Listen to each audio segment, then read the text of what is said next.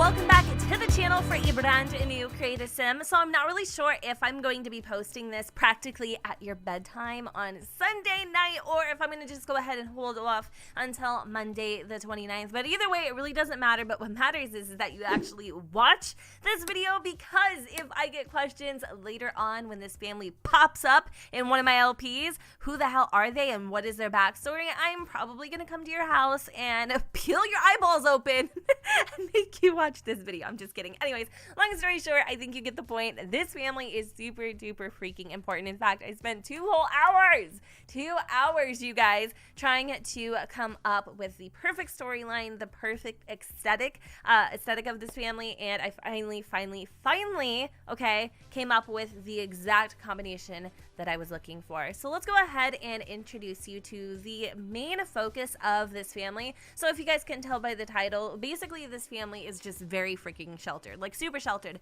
They don't really know what it's like to struggle. They haven't had any personal experiences with it themselves. They like to kind of keep everything neat and orderly. They're super, how do you say, like perfect, perfectionists, whatever.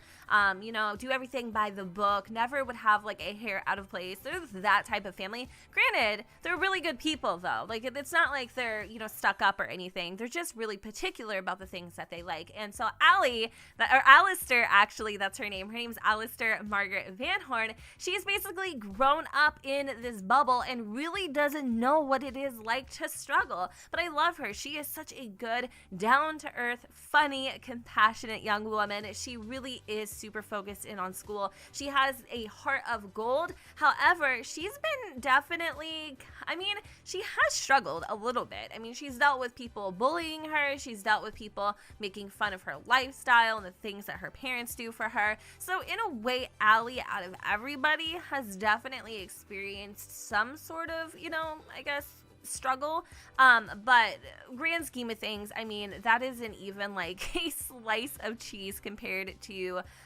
the other person that comes into the story. So anyways, this is Allie. I love her. I worked so hard on just the way that she looks as a person, gathering like her characteristics, her personality. I'm actually going to create a home for this family, and so if you guys want to give me some great ideas, go ahead and do so in the description, because I'm going to try to work on that today so I can have it up for you guys tomorrow, or maybe we'll just do doubles or something like that. I haven't really decided yet, but I'm definitely going to create a house for this family because they're going to be featured probably in the next part of this particular LP, which you'll find out what that is if you keep watching this video. So yeah, this is Allie. I hope you guys like her. I think she is just such a vibe. Like, she is just so freaking cute. I love her face. I love her freaking freckles. I love her body too. Like, it is just...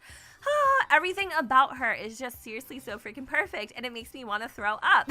Another thing I would like to add is Allie is a part of a family of 4. So she has a mom, and her mom's name is Suzanne, and then also her dad, Roger, and then last but certainly least, okay, is Creighton, her little brother, who literally pisses her off to no end. I mean, these two fight like cats and freaking dogs. You can literally hear them slamming the doors at night and just screaming at each other from down the hall. It is a whole freaking vibe.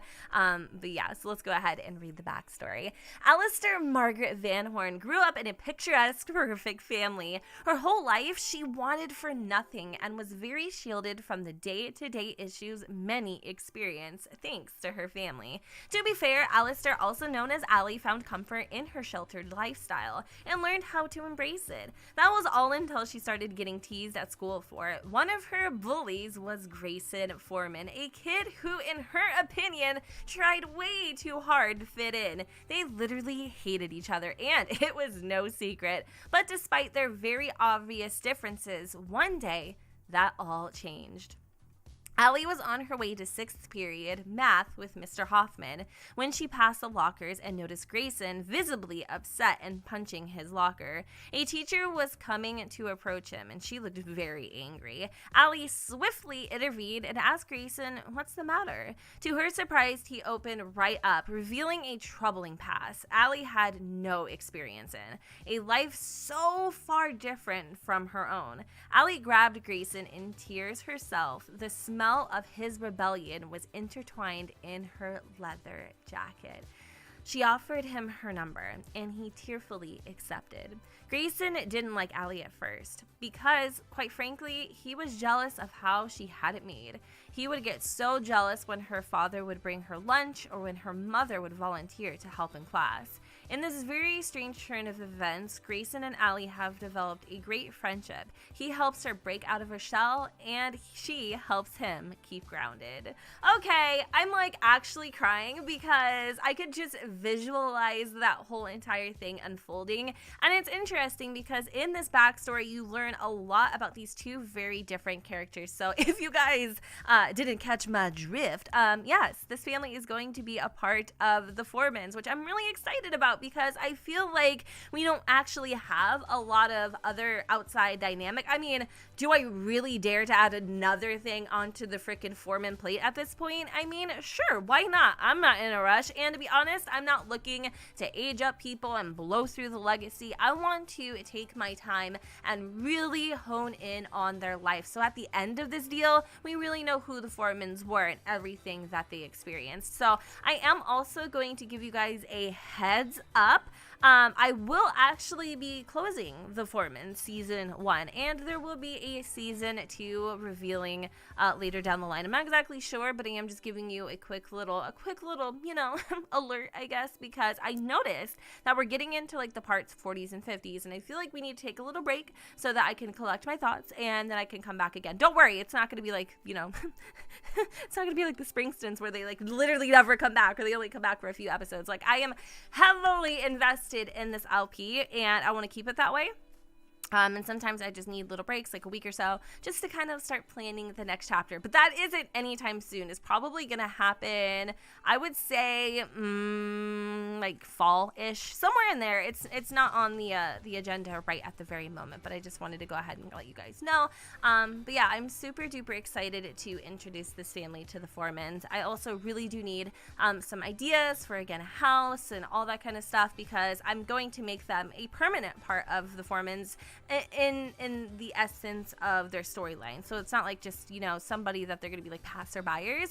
I really do feel like Alistar, she's really special. There's something about her that it's extremely captivating, and the family that I spent an hour on before, it didn't even scratch the surface of the feelings that I actually got when I was creating her. I felt like I knew her, like from somewhere else, like she was a person to me, and it was just so strange. And so every family member that I created after Allie, I wanted them to reflect her same aesthetic. And I feel like the Van Horns are a really cool family. Like Susan, she wants to be like a super, you know, perfect, involved mom. She does love volunteering at the PTA and, you know, going in and helping at Allie and Creighton's classes. She likes to be a very active parent. So she isn't like strict or anything, but she is very particular with how she wants her household ran. Like, she's a really good like a good mom. But sometimes she's a little bit of a pushover. Allie knows that if she wants something or wants to, you know, go out past curfew, chances are her mom, you know, is the one to ask. Now,